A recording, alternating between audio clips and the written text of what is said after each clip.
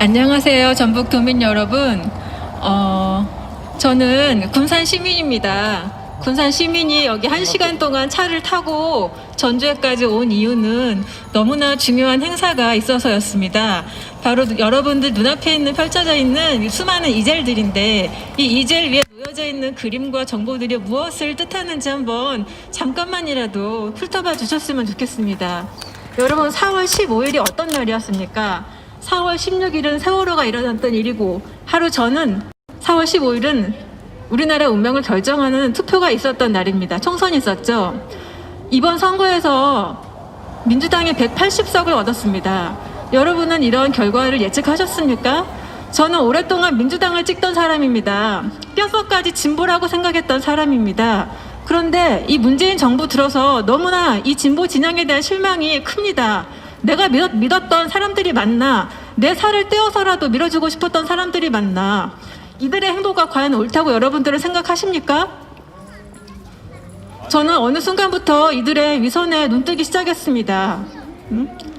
탄핵 때 보십시오. 그 정유라 입시비리 그렇게 물고 뜯더니 본인들은 어떻습니까? 지금 민주화 운동했다고 자기 자식들 공짜로 다 좋은 연대, 의대 이런 데 다 넣어 보내달랍니다. 조국 어떻습니까? 자기 자식 논문 연구실에서 자기가 써주고, 자기 엄마가 표창장 위조해주고, 그래서 좋은 대학들 보내고 있습니다. 그렇게 들어간 자리, 그거 누가 들어갔어야 할 자리일까요? 열심히 노력한 어떤 아이가 차지했어야 될 그 보상이 조국 같은, 추미애 같은 그런 기득권들의 자녀들에게 돌아가고 있단 말입니다. 이런 것들에 여러분들 분노하지 않으십니까? 저는 제가 믿었던 그런 정치인들의 이런 위선적이고 이중적인 모습을 보고 너무나 참담했습니다. 제가 오랫동안 믿어왔던 투표권을 가진 이래로 찍어왔던 저의 신념이 무너지는 듯 했습니다.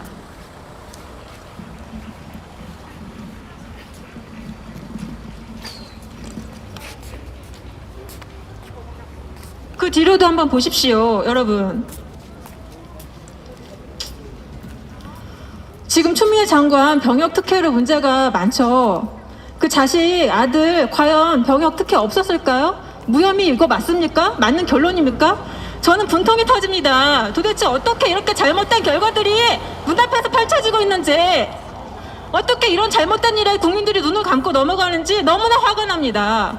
내가 이러려고 뼈 빠지게 민주당을 지지했었나? 미친 거 아닙니까?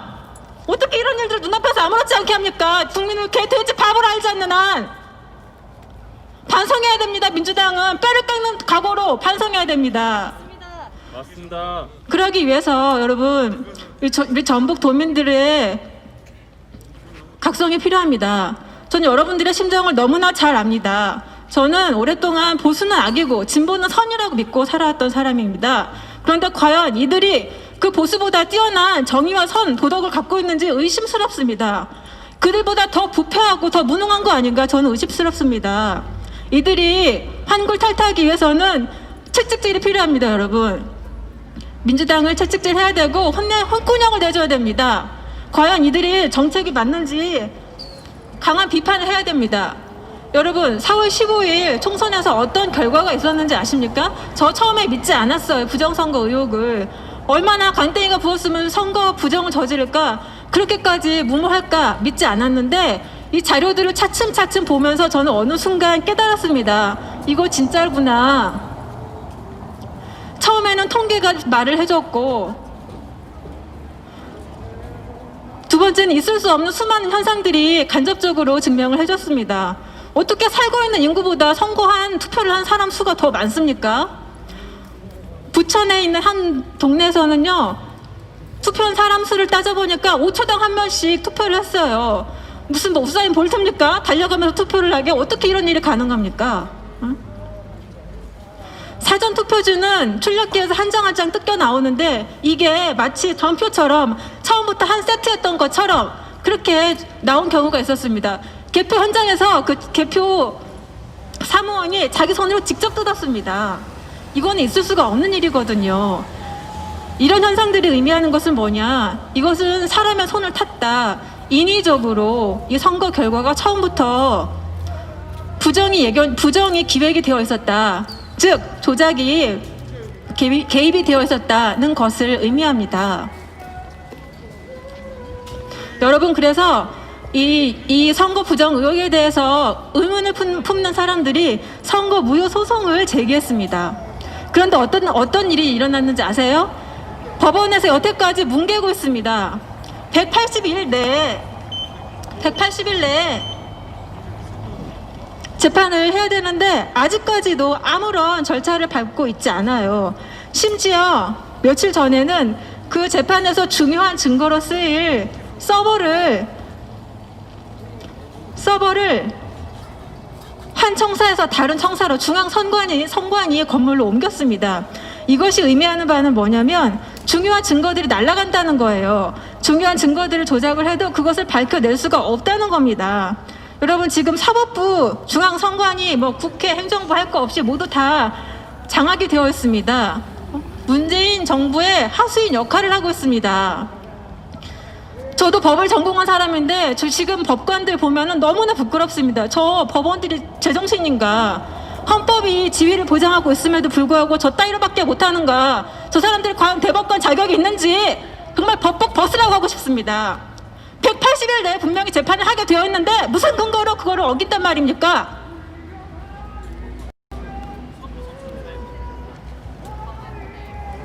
일체의 조사도 하지 않다가 하도 시끄러우니까 국감도 되고 겨우 한 번 명령을 내렸습니다. 준비 서면을 제출하라. 한 번 명령을 내린 거 가지고 여태까지 울고먹고 있습니다. 국감장에서도 울고먹고 언론에서도 울고먹고 아무것도 안 하는 게 아니다. 아마 이렇게 계속 갈 거예요. 이렇게 질질 끌면서 선거 부정이 있는지 밝히지 못하게 계속 갈 겁니다. 저는 우리나라가 입법, 행정, 사법부 차례차례 하나 무너지고 있는 것을 목격하고 있습니다. 여러분, 지금 평화로운 이렇게 주말 오후를 보내고 있지만 이 평화와 자유가 언제까지 갈지 모릅니다. 여러분, 요새 공산당이 어딨어? 요새 좌파가 어딨어? 그런 말들 하잖아요. 사실 저 그런 말 싫어요. 빨갱이는 어쩌냐, 좌빨이네. 그런 말 전 굉장히 싫어해요. 싫어하는데 지금 문재인 정부가 하는 것을 보면은 조금씩이 아니고 아주 많이 선을 넘고 있습니다.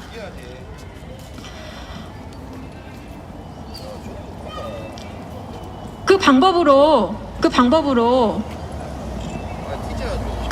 택한 것이 바로 이 선거 부정입니다. 저 개인적으로는 조작이 들어갔다고 확신을 하지만 당사자들은 절대 아니라고 하니 선거 무효 소송을 통해서 가려보자는 겁니다. 객관적인 공신력 있는 법원에서, 그것도 대법원에서 대법관들의 판단하에 판단을 받아보자는 건데 그것까지 여태 안 이루어지고 있습니다. 여당 그리고 청와대는 반드시 적극적으로 나서서 선거 부정을 저질렀는지 밝혀야 될 것입니다. 본인들이 늘 부르짖었던 게 이 말입니다. 투표에서 이기고 개표에서 졌다. 저는 이것을 언제 이 말을 처음 들었냐면 그 박근혜 정부 탄핵 때 광화문 집회를 갔다가 거기에서 문성근 씨가 이 말을 하도 하길래 그때 처음 들었습니다. 말도 참 잘 지어낸다. 투표에서 이기고 개표에서 졌다. 투표가 조작이 됐다는 거예요. 그렇기 때문에 조사를 해봐야 된다는 겁니다. 그렇게 부르짖던 사람들이 어떻게 이번 선거는 180석을 얻고 나니까 그 말이 쏙 들어갔어요. 단 한마디도 하지 않아요. 투표에서 이기고 개표에서 졌다는 그 부르짖음, 이번에야말로 자기들이 집권을 했으니 밝히기가 얼마나 좋은 때입니까? 왜 안 밝힙니까? 본인들 말대로 200석 얻을 수 있었는데 180석밖에 못 얻은 것인지 확인을 해봐야죠. 어떻게 그렇게 주구장창 노래 부르던 사람들이 한마디도 하지 않습니까? 이번에 밝혀보자고요. 예? 보수에서도 들고 일어났으니까 보수, 진보, 좌파, 우파 다 연합해서 선거 부정 있는지 밝혀보자고요. 이게 나랍니까?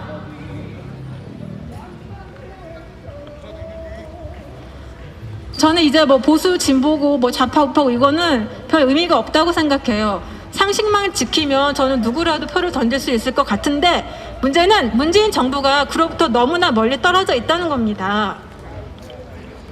저는 두렵습니다. 과연 이 나라가 어디까지 버틸 수가 있을지 저는 하나하나 한 분야마다 잠식이 되고 있다는 것을 느끼거든요.